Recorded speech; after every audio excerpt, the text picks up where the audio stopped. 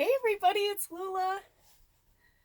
Welcome to Soulful Smudge Sunday. This is the May full moon, blue moon, flower moon edition, May 2019. I'm doing these a little bit differently today. I was going to do this for myself, and then I was drawn to do it for all of us. So it's a little impromptu, but not impromptu. I mean, I've been putting this show together for a few days, but I was just down here meditating and found this amazing meditation. The link is below. Om Shanti. Such a great meditation, and it inspired me in so many ways to build this altar, to talk to you guys today about a lot of things. But one of the major issues, or I should say, one of the emotions that we're working with right now is transformation, or the emotions around transformation and judgment. And I really want to talk about that because though I'm so thrilled with every fiber of my being that there are so many people like myself out there doing things, I'm finding a lot of people keep falling back into the ego thing. We all do it. I do it too, right? So ego is edging God out, as Deepak Chopra would say, or edging goddess out. It's just basically edging source out, edging, we're one consciousness, we are one. And Baba, hi Baba. Sorry, I didn't mean to sidetrack, but I wish you could feel her energy right now. She's so amazing. She's such a prolific healer and she's so strong.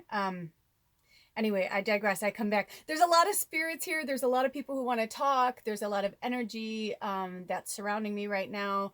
And I was feeling so good because I've been in meditation and yoga and stretching and just a lot of fun stuff for several hours. And I feel just like pumped up with spirit.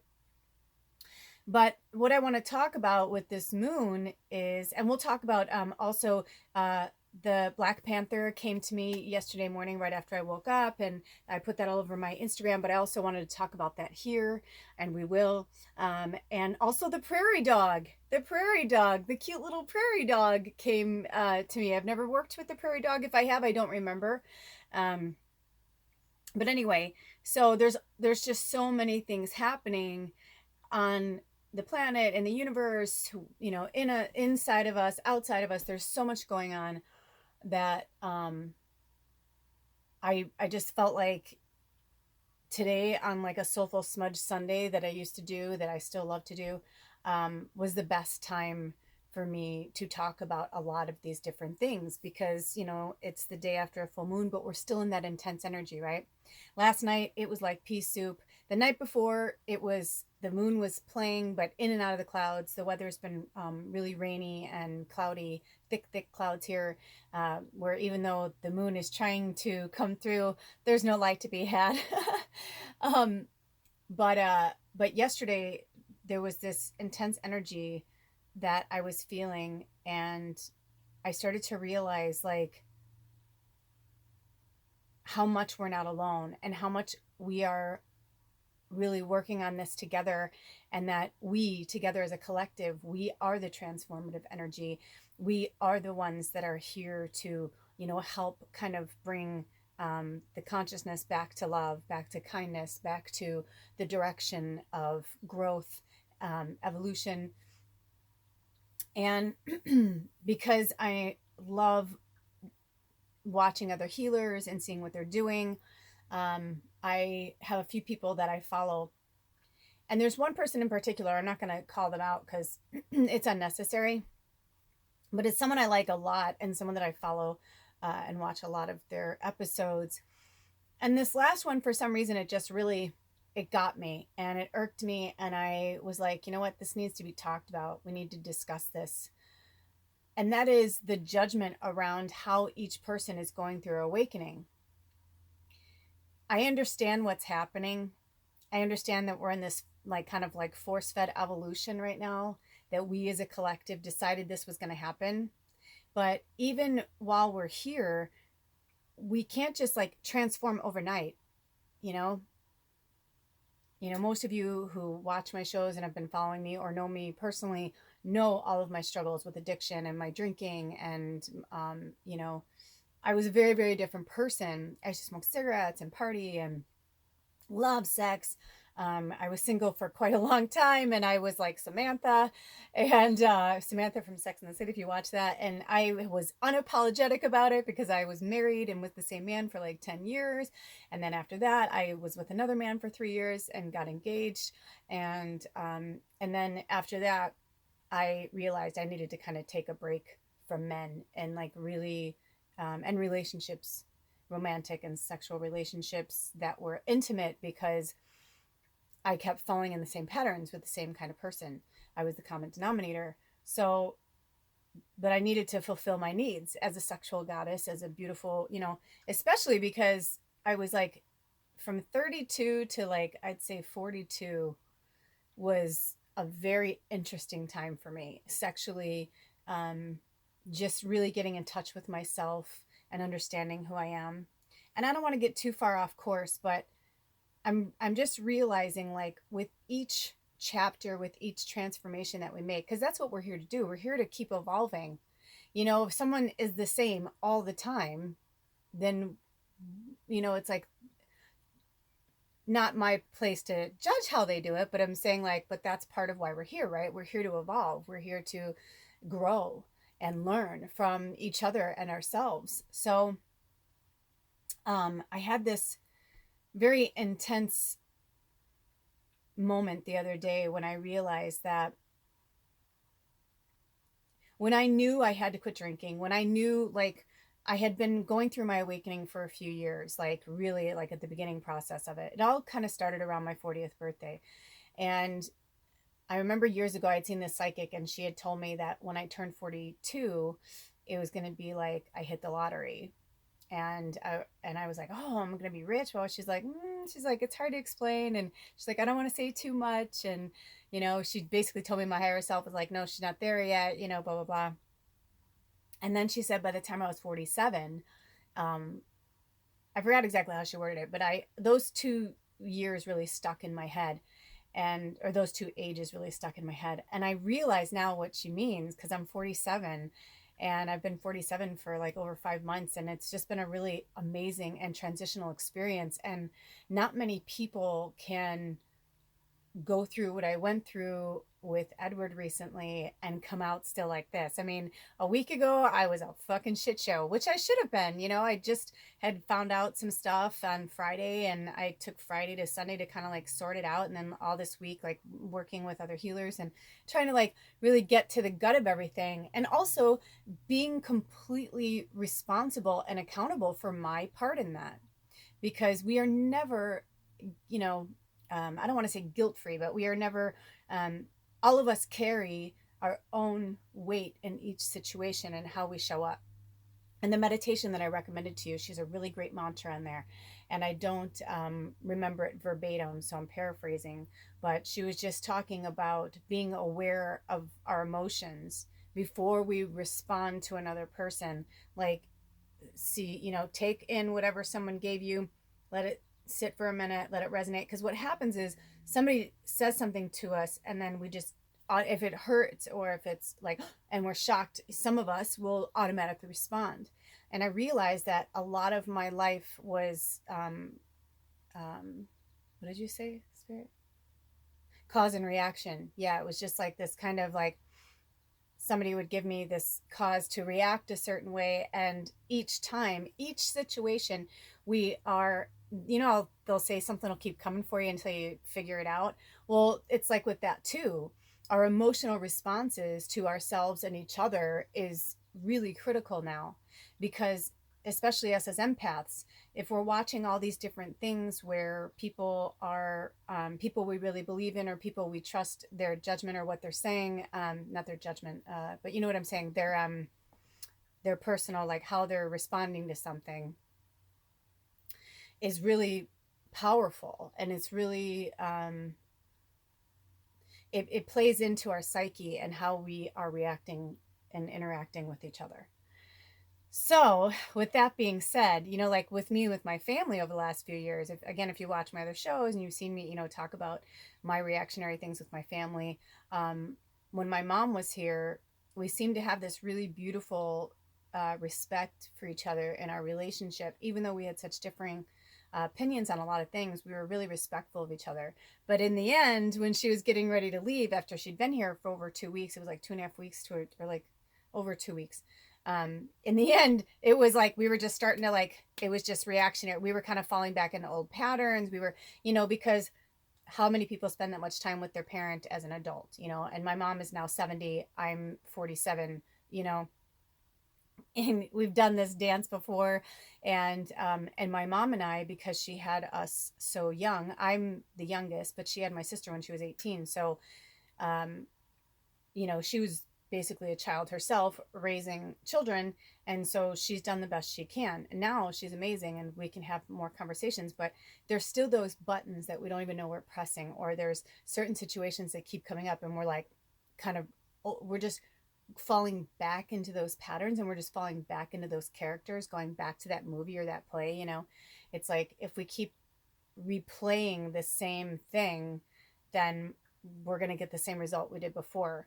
And even now, because we're so different, it's interesting to me how we were interacting with each other with the way we are now, but still going back to these places that we were before. So very interesting.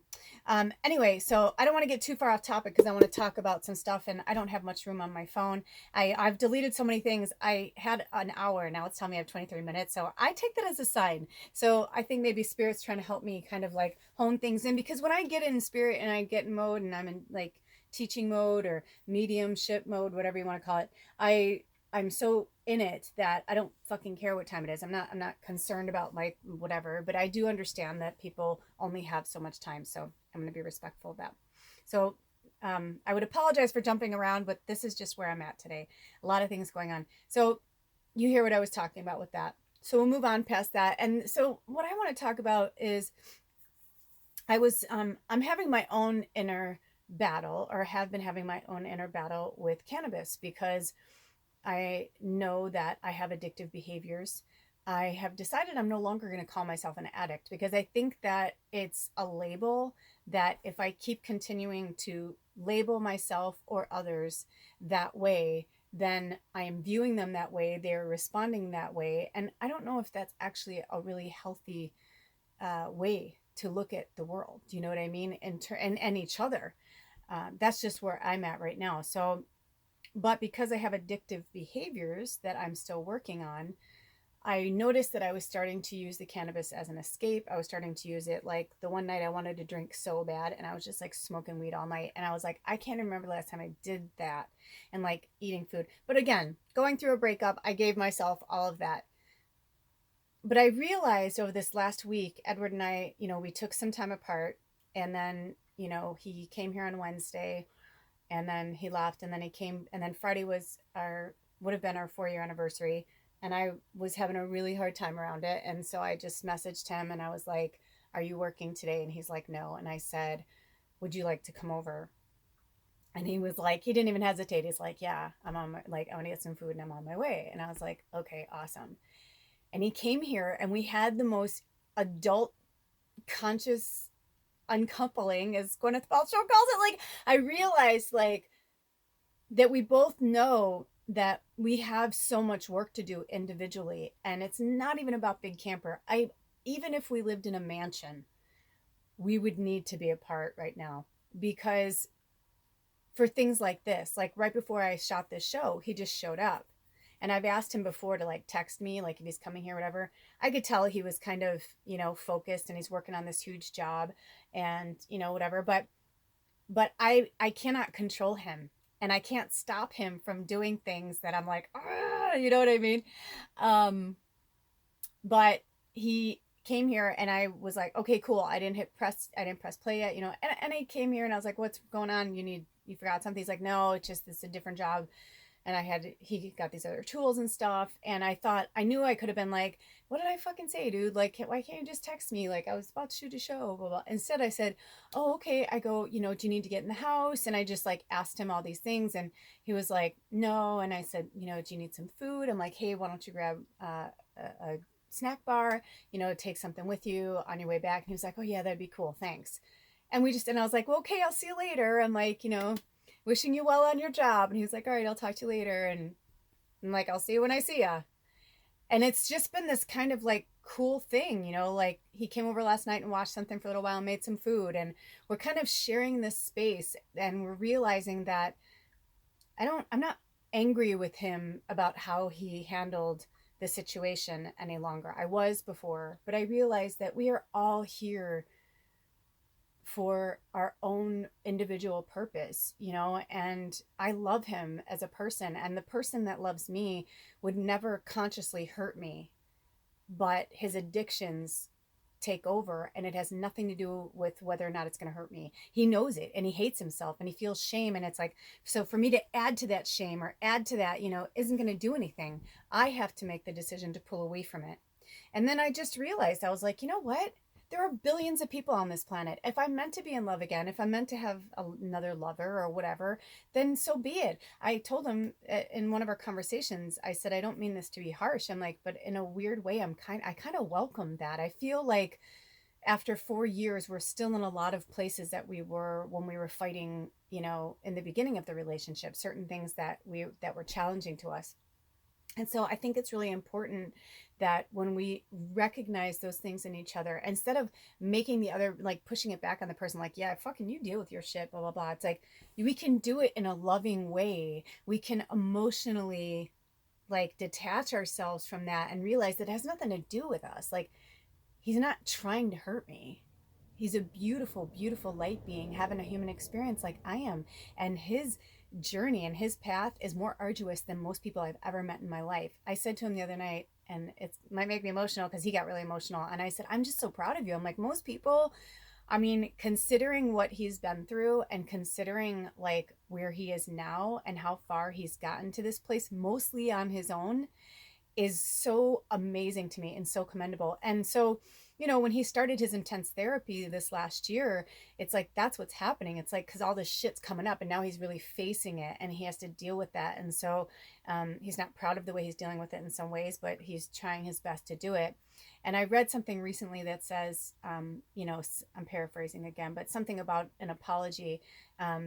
If someone continues to apologize, it's no longer an apology, it's manipulation. And I just found that really powerful. And when I read that to him, I just saw his face like kind of like turn like fuck. And I was like, yeah, dude, I wasn't trying to make you feel shitty. I was just trying to let you know, like, you know. So my time is running and I know I'm not going to get to the spirit animal. So what I'm going to do is I'm going to make this a two-parter. And I don't want to rush it because it's really important. So I'm going to, you can decide whether or not you want to hear about the spirit animals. That will be in the second part. What I want to finish talking about here is why I talked about addiction and why I talked about the cannabis and Edward and what I'm going through is that I'm finding that a lot of these healers are wonderful, but they're putting a lot of judgment and a lot of ego out onto people and saying, well, you can't get to this place until you do this. And I found this one person was saying like, hey, you do you, if you got to smoke weed, like you do you.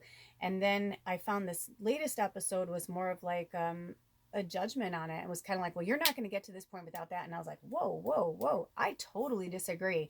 And it was, I read some of the comments just because I realized I needed to see what other people were, if I was kind of, I had to check my addictive behavior around it and seeing, what I felt to be true, because energy doesn't lie and my intuition doesn't lie. So long story short, I read a lot of comments that I could tell they were really powerful healers. I went and looked at some of their stuff and they were like, I disagree. It's a really powerful tool. It's a powerful medicine. And some people, because I had responded saying, well, actually, I'm like, I had an amazing meditation this morning. Yesterday I smoked, I didn't wake and bake, but I like did my morning chores and did my stuff. And then when I went to meditate, I took my medicine. I had some cannabis. I have this really beautiful cannabis right now. It's an indica hybrid. And I like it because lately Spirit's been pulling me more towards the indicas, the things that are more relaxing and calming, which is really good for me. It's been helping me get more centered.